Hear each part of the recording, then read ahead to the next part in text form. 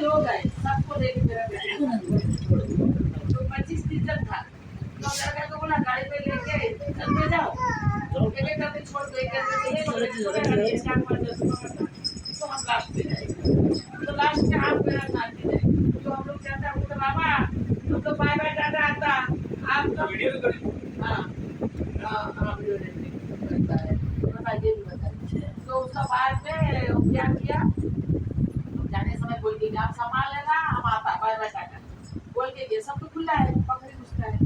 पहले वाला था तो चाकू जहाँ खाने मार दिया रोटी बना सकते तो आगे देखा ये खड़ा था किसी को काटेगा नहीं, पीछे वाला से पकाएगा ऊपर से, उसका वो बगल नहीं जाएगा, इसका ये बगल नहीं जाएगा, इसका वो बगल नहीं जाएगा, वही रहेगा।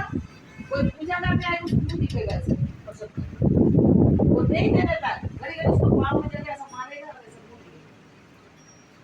शाम होएगा दिवा जलेगा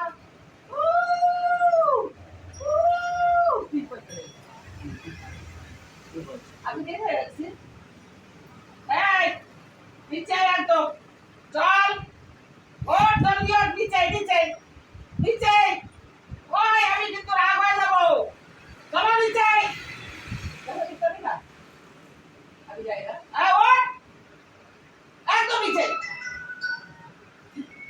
पहले देखा प्यार किया अब अगर रुक जाए तो वो चले जाएगा अभी नीचे फिर 4 सीढ़ी तो जाएगा दादा नहीं जाने से